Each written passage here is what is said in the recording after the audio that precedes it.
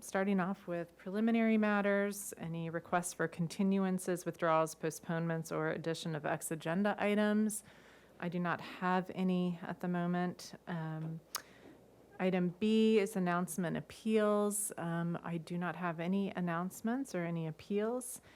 And now I'm going to open it up to public comment for comments from members of the public pertaining to items not on today's agenda. So, let's see. If you wish to speak, well, if you're joining, do we have anybody joining by Zoom? No, we do not. Okay, all right, good deal. So I don't have anybody via Zoom. Did anybody from the audience wish to speak? No general public comments. Okay, then I'm going to go ahead and close public comment for that item, and then we can open it up to item A, which is 512 Castillo Street. I'm sorry? 15. I'm sorry. Ooh, don't know how, it's early. I don't have my coffee next to me. So 1512 Castillo Street, thank you, Ms. Plummer. Okay, this is an 8,276 square foot site that's currently developed with a 1,970 square foot single unit residence and 493 square foot detached garage. The proposed project involves addressing violations outlined in ENF 2017-00685 by legalizing the as-built conversion of the garage to an accessory dwelling unit and permitting an 89 square foot bathroom, 217 square foot loft, and 182 square foot basement addition to that structure. Site improvements include removal of a 22 square foot shed, permitting a 115 square foot storage building at the rear of the property, and a minor zoning exception request to allow the existing fence and gate to exceed 42 inches within the first 10 feet of the front lot line. The discretionary applications under the jurisdiction of the staff hearing officer are a setback modification to allow for increased height and volume in the required 4-foot interior setback. And then secondly, a floor area modification to allow the accessory dwelling unit to exceed the maximum unit size of 850 square feet for one bedroom or studio units on lots less than 15,000 square feet. Okay, so we have Ms. Plummer here today, who is going to be giving the staff presentation, and then we can follow it up with an applicant presentation and then public comment. So I invite the applicants whenever, if you're interested, you can pull up chairs, and feel free to grab another chair. I'm sorry I didn't have that pulled for you.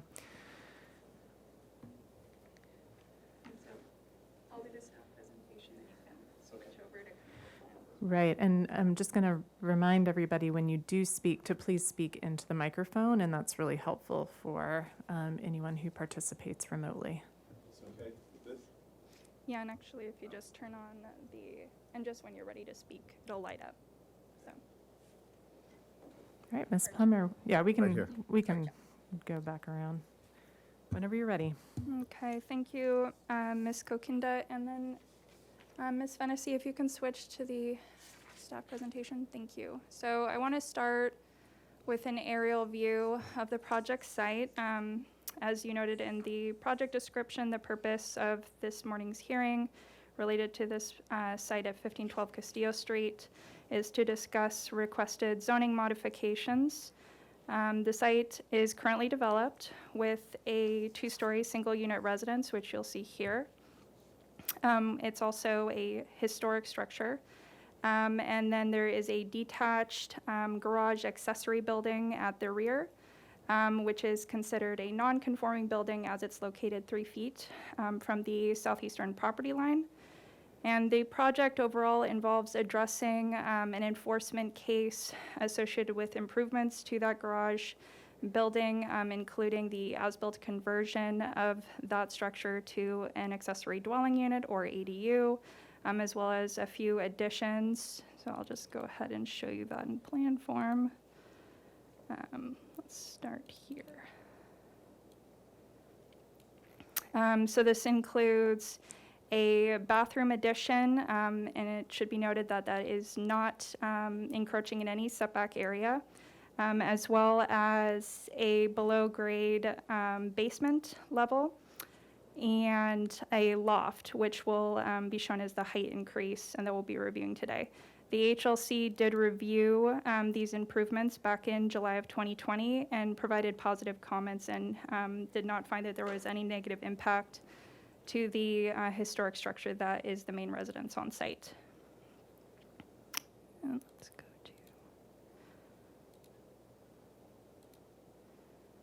to. Okay.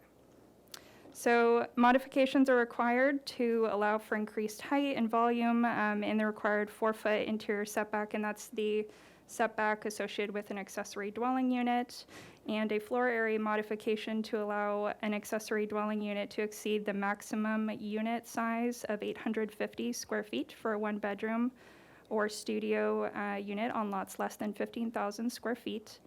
As stated earlier, the garage structure is located 3 feet from the southeastern property line, is considered non-conforming to both the 6-foot interior setback and 4-foot setback associated with ADUs. Since acquiring the property, the owner has made a number of additions and improvements, which I discussed. The zoning ordinance does allow for minor height increases to non-conforming structures, provided that they don't increase more than 42 inches. And as you'll see, I'll just zoom in here. I think this one gives the best example. The original height was 15 feet 2 inches, and it is now at 20 feet 2 inches. Let's see. As also part of the project, the applicant is removing window openings on the side that is facing the immediate neighbor. As also mentioned, the project requires a floor area modification. The maximum unit size for an accessory dwelling unit on lots less than 15,000 square feet is 850 square feet for one bedroom or studio units. And this particular unit is a loft or one bedroom configuration. So it is capped at 850 square feet. And the unit size in this case just slightly exceeds that amount. It should be noted that part of the total square footage includes the as-built basement level, which is completely below grade. I think this shows it the best. So staff is supportive of both requested modifications in this case. As noted earlier, the additions and improvements, including the height increase, are estimated to have been constructed about a number of years ago. So it has been in existing in this current state for a number of years at this point.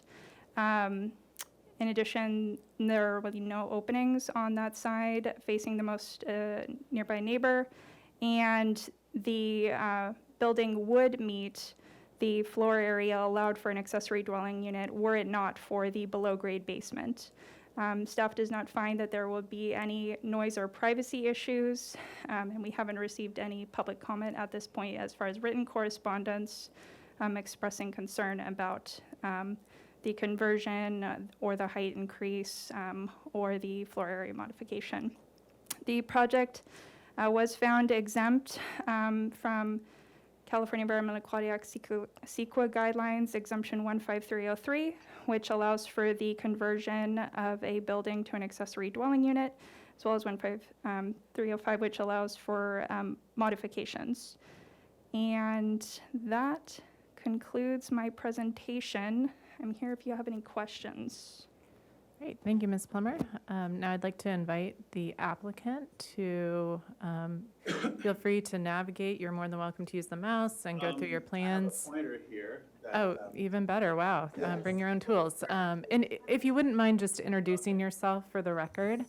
Okay, my name is Tony Z. Case. I'm the designer or the draftsman in this case. This is Jody Koda to my left, the owner. All those points were well mentioned. The only thing I would differ, we're trying to keep those two windows on the south front elevation of the ADU. They just point towards the yard, so I think that would be a nice asset to have. I left those on the plans, so we consider that at this point. I'm sorry, can you just point those out maybe. Can you do that? On the front elevation, that one. This one? No, No, above- the top, above that? top right. Those two windows at the bottom floor. Uh-huh. We would like to keep those. We're going to remove those originally due to structural reasons, but the engineers kind of looked at it and said there's no reason that we need to remove them. So, because you mentioned that we're removing them on your staff report, so I'd like an exemption. It was on the other side. Oh, on the other side? other Okay. side. Oh, I see, it's close to the neighbors? Okay, yeah. Oh, I thought you meant those windows, so. On the east elevation, I okay. think. Yeah, so we're good with all that. It's this, That one, that's being removed, yeah, so okay. these are all fine, as noted. Okay, yeah, those are kind of too close to the neighbor for, as far as like fire codes, so we'd have to remove those. Is that, These ones? you in agreement with that? Yes, I understand, that's what I understand. Yeah, okay. So that window at the east elevation will be removed on the lower floor, as well as that round one up there, because that's a fire hazard as well. So we're closer than 3 feet to the property line, or we're at the 3-foot distance. So other than that, I think yeah, that your presentation is accurate. Great, thank you. Okay, so I'm going to open it up to public comment. Any members of the public? Do you mind moving it back to our staff? Any members of the public who wish to speak on this item, please do so by filling out a public speaker slip. And if you are tuning in by Zoom, you may raise your hand using the hand icon. And do we have anybody? Thank you. We didn't receive any written correspondence, and we did not receive any speaker slips, and there are no attendees in Zoom. Okay, thank you, Ms. Fennessy. Okay, I'm going to go ahead and close public comment for this item. And so if we could go back to the plans, please. So Ms. Plummer had a really thorough presentation and staff report. I did go out on site. Move this way so I can see you all. It's a little awkward setup. So I did go out on site to see the ADU and read the minutes from HLC meeting and understand kind of their thinking. And overall, I concur with staff's assessment of this project. I didn't have too many questions. I appreciate the removal of the windows, which I almost thought for the most adjacent neighbor, even if it's been there for 20 years, those are the kinds of things that we think beyond the life of just who's going to be living there, and that the house will be there if it's sold, and thinking that generally when something's that close, building code issues tend to come up. So anything closer than 4 feet tends to trigger some additional stuff. So I certainly appreciate that from a privacy standpoint and nuisance. So I am comfortable making the findings for the setback modification that it is consistent with the purposes and intent of the zoning ordinance and necessary to secure an appropriate improvement on the lot. As Ms. Plummer mentioned, this neighborhood is a mix of 1- and 2-story homes, so it is an appropriate develop in terms of scale, the mass bulk and scale, and certainly that the footprint of the accessory dwelling unit didn't extend beyond what was the permitted garage. I think, just on a side note, I think keeping those windows on the south elevation, that was not, I think that's a very nice touch. And again, trying to maximize the light for someone living there. And that's really not part of my purview because that's outside of the setback. And generally, with the removal of the windows on that one elevation, I don't anticipate any kind of privacy or nuisance concerns. So that is also incorporated into the findings that Ms. Plummer wrote in her staff report. And in terms of the floor area modification, this is kind of, it's really very minor, the additional floor area that you're requesting, and it's really just the thing that kicks it over the edge is that basement level and how we look at it from when we read our zoning ordinance and apply those regulations. That's what triggered this particular modification. Again, I don't see that having any kind of nuisance issues or because it is underground, there's very little disturbance overall, and that it's not necessarily adding additional height or bulk to the building that it would affect a neighbor necessarily. So similarly, I can also make the floor area modification and say the findings and say that it's consistent with the purposes and intent of the zoning ordinance and necessary to secure an appropriate improvement on the lot. I think this is a really handsome project. It's a very unique site. I mean, I felt very fortunate to be able to walk out and it's like a little magical world back there, and you wouldn't necessarily expect secret it. garden. So despite being a two-story structure, it's very well hidden and landscaped, and I think, you know, HLC will ensure that it'll continue that way when you go back. I don't know.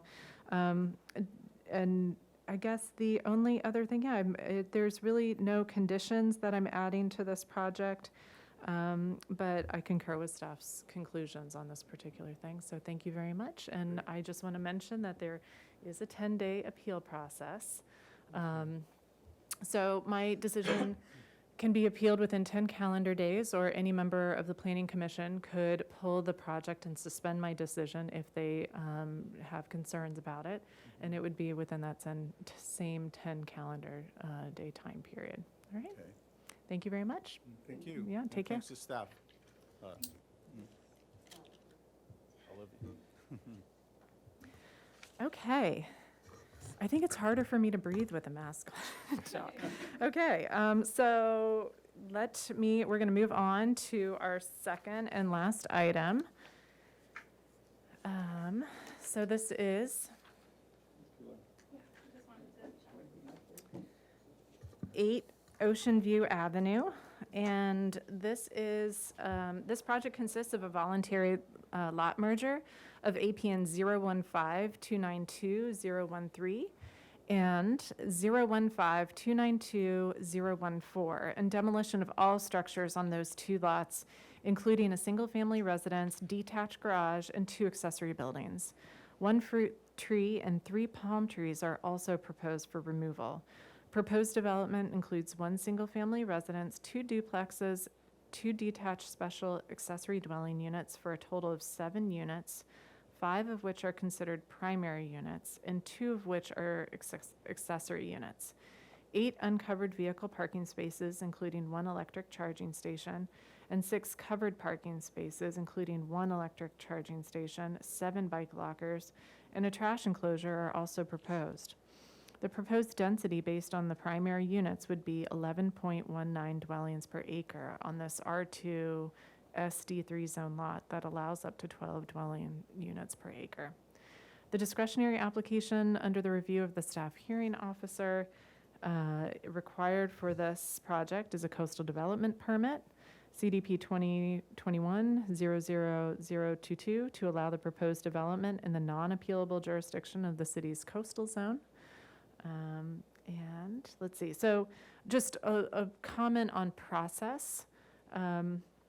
We'll first be making a determination on the coastal development permit for the primary resident, the primary units, and then separately I'll make a decision on the accessory dwelling units. And just for clarification for members of the public, that accessory dwelling units, following our ordinance is that in state law is that there's no public hearing associated. So I can accept written correspondence, but there's no public hearing on that regard. So I will not be opening up public comment to that item. So keep your comments to the primary residences in site, and if there's any questions, I can follow up. All right, so we have Ms. DeBusk here, who's representing the staff person who's going to be giving the staff report presentation, and Mr. Rivera, who's going to be joining us for the applicant presentation. And whenever you're ready, and if I could ask Ms. Fennessy to change it back. All right, go ahead. Great, thank you, Ms. Kokinda. Here we have an aerial of the project site. As you mentioned, it's a lot merger of 2 adjacent R2 zoned parcels, located at the corner of Ocean View Avenue and Old Coast Highway. And it would result in a lot that is 19,468 square feet.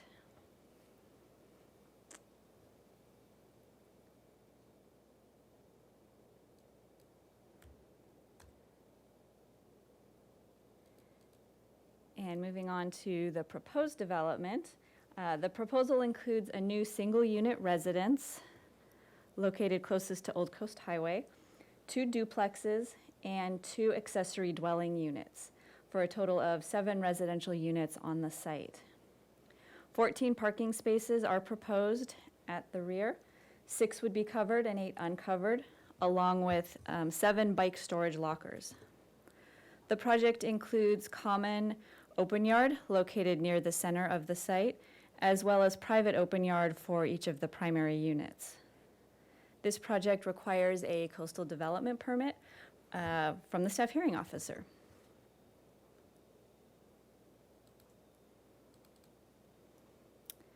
And here we have some perspective views of the proposed development. The Architectural Board of Review reviewed the primary residential units on January 10th, 2022, and they had positive comments. This project will have to return to the ABR for project design and final approval should the staff hearing officer approve the project. And finally, this project was determined to be exempt from environmental review under exemption category 15332 for infill development. And in conclusion, staff recommends approval of the project as it is, we believe it to be consistent with the policies of the Coastal Act as well as the local coastal plan. And that concludes my presentation. Thank you. Thank you, Ms. DeBusk. And now I'd like to invite the applicant to please state your name for the record and speak into the microphone for Sure. our viewers on Zoom. Keith Rivera, architect and agent for the owner. So we appreciate the presentation from staff, and we agree with their recommendations that the proposed primary units as well as the accessory dwelling units are consistent with the city's coastal land use policies as well as the zoning ordinance. And feel that the proposed land use, scale, and architecture is consistent with the surroundings, which are primarily multifamily in this neighborhood. No zoning modifications are requested. As was noted, we're providing appropriate parking for the land use. We had positive comments from ABR, was mentioned back in January, so we feel like we're an appropriate mass, bulk, and scale as well as architecture for the neighborhood. We're preserving the existing sandstone wall that's on the right-of-way along Old Coast Highway, which was deemed to be have some historic significance, so that's being retained. We have ample open space on the site, and given all that, we feel it's a real good example of what infill housing can be in the city, and providing rental housing opportunities for the community. There are no objections to to the conditions of approval, so we respectfully request the granting of the CDP.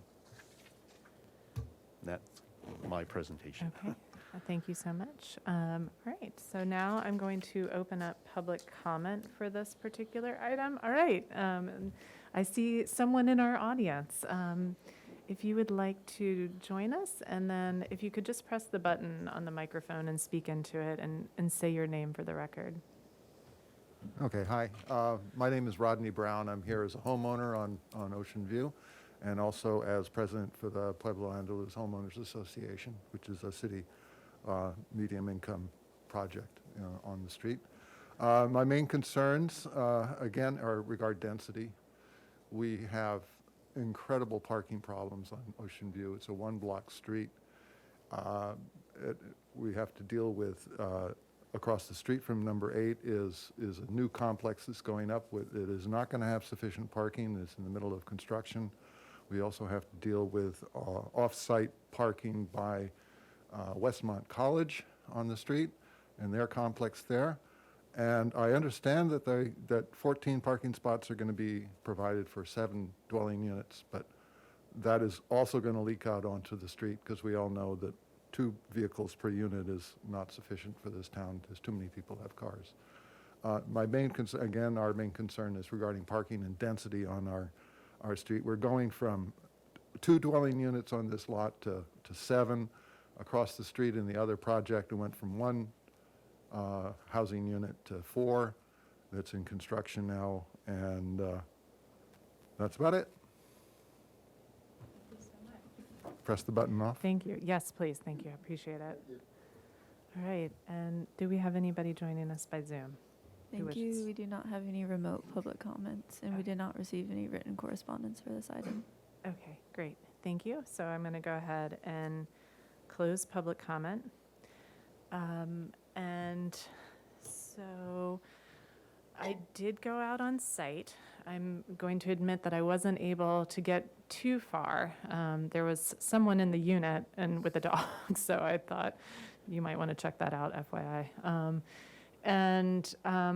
But I walked around the neighborhood, and I was able to kind of see everything from the street, and you get pretty good insight from that. Also followed up on the minutes of the ABR meeting. And I'm just kind of curious. I mean, first of all, this is a really unique project. I know that we don't see lot mergers like this and kind of redevelopment in this way. And I was wondering if Ms. DeBusk could just comment on the parking and the density that from public comment, and just to say how, if it describe how it meets our zoning ordinance. Yes, thank you, Ms. Kokinda.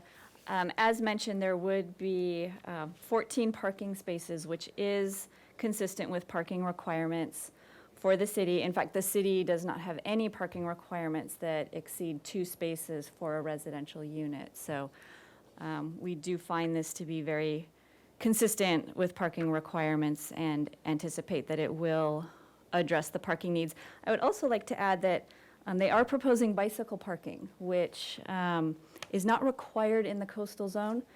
So we're very pleased to see that as part of the project, and that should also help with addressing potential parking concerns. And in terms of the density, it is consistent with density requirements, which are 12 dwelling units per acre, and this would be 11.19. And accessory dwelling units do not count towards that density calculation per our coastal policy. So, so it is consistent with those requirements. Excellent, thank you. And then if I could ask the applicant to maybe walk us, actually, can we go back to our site, or if we could ask the applicant to kind of walk us through the site and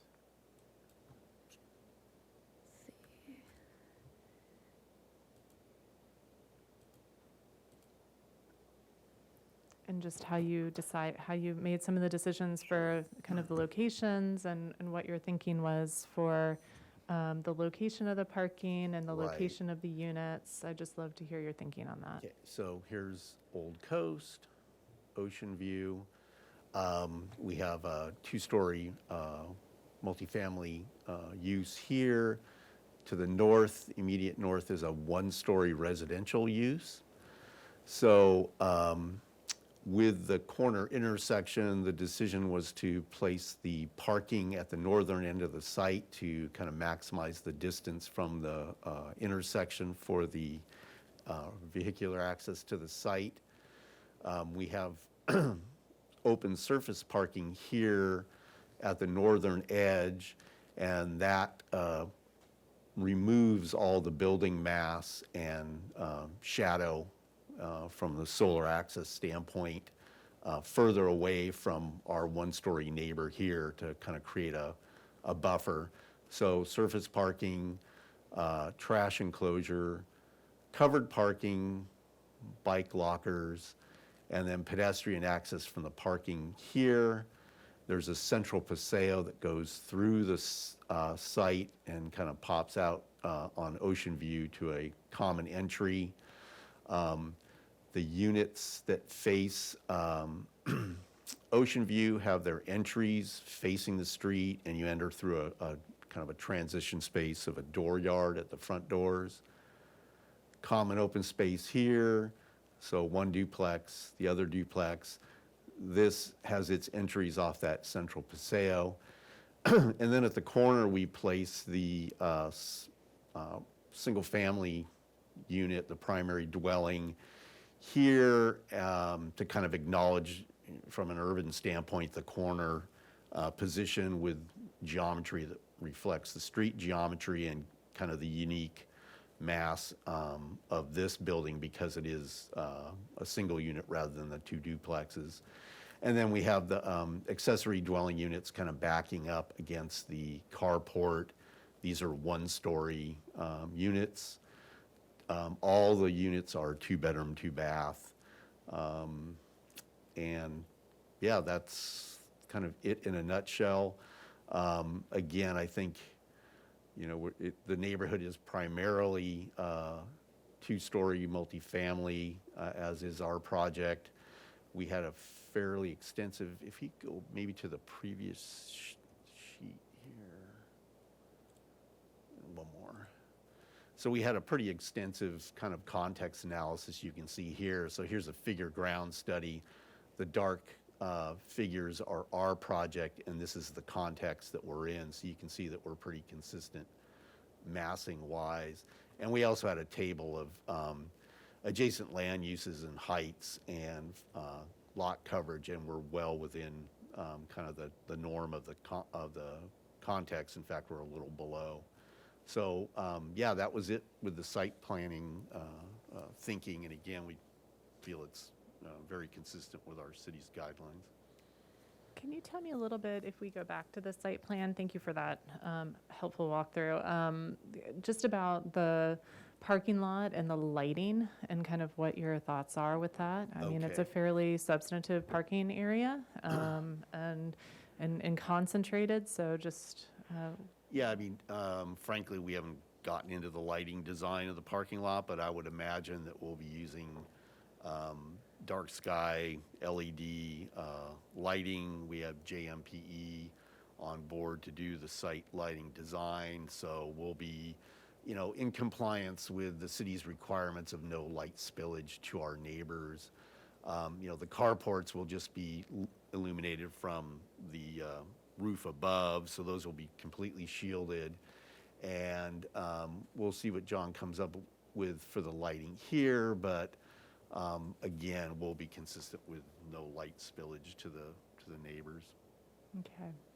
And then, Ms. DeBusk, and unfortunately, like, I wasn't able to see the oak tree on site, but I understand that there is an existing oak tree that is near one of the developments. If It's here. It's actually kind of straddles the property line between ourselves and our multifamily neighbor here.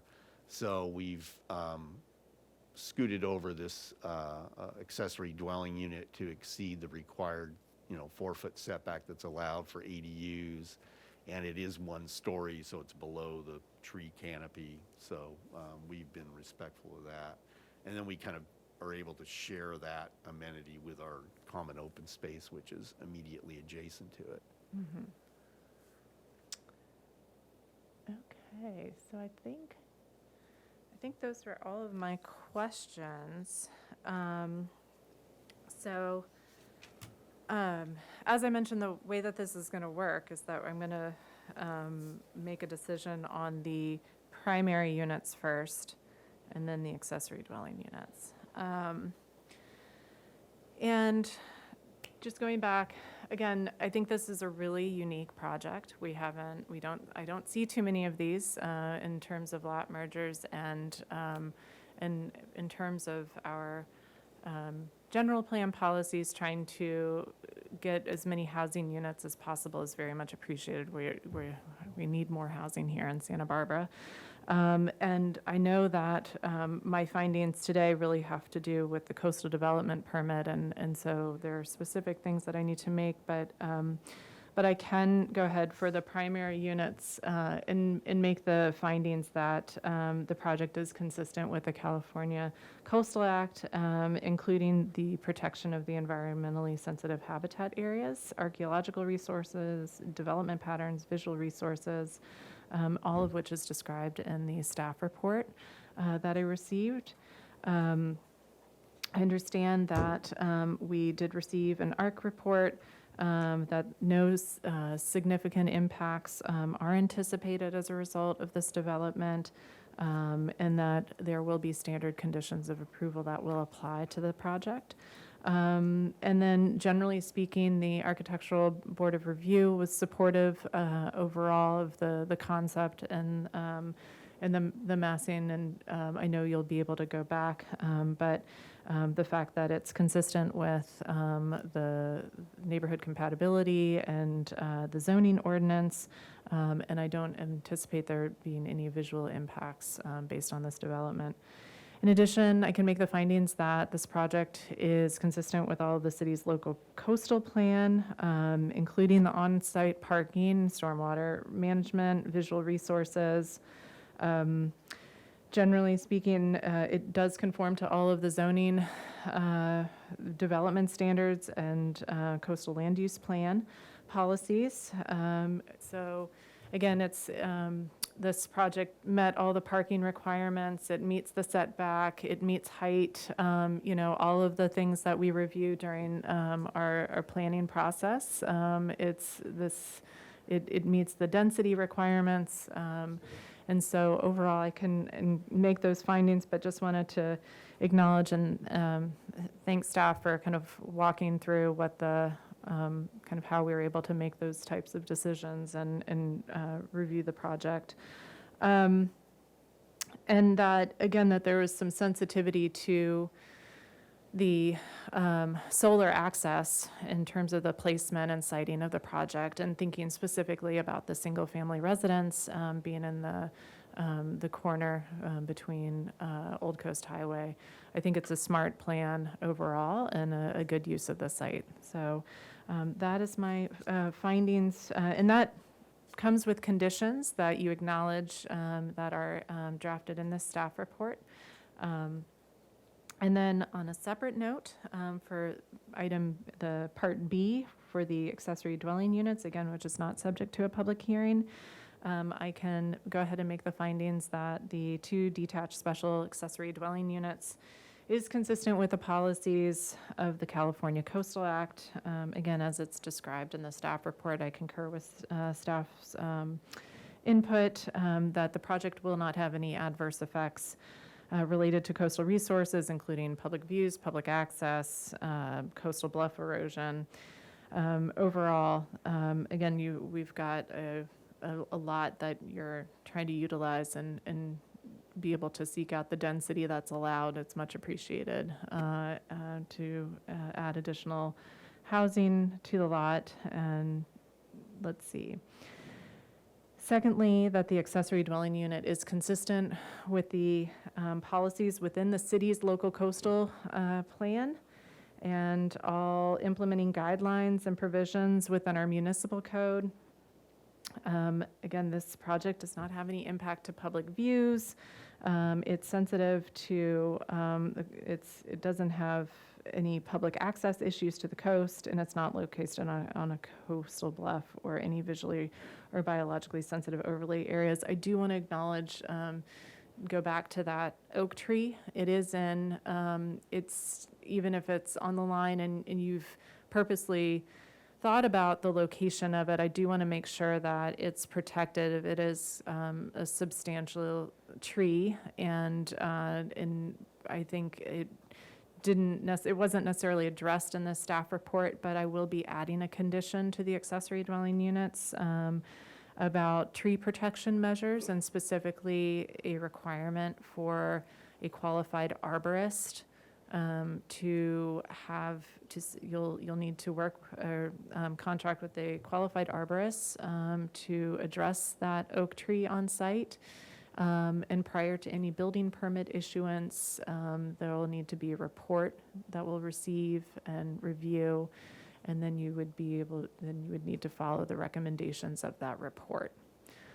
So that is something that I will be adding. In addition to my findings, there's a whole list of other conditions with the special accessory dwelling units as part of this approval. And let's see, generally, I think those, I concur with staff's input. I just wanted to make sure that that oak tree was protected in addition, and thank you so much for the project. And I do want to say that for the primary units, my decision is appealable, and let me go down to that. So within 10 calendar days, anyone can appeal my decision. And similarly, any member of the Planning Commission could suspend my decision within that same 10 calendar day time period. And the instructions are on the screen. But it is my final decision with the accessory dwelling units. So that decision is final and is not appealable. All right. So that concludes our meeting, and we'll be able to adjourn this meeting for May 18th, 2022. Thank you.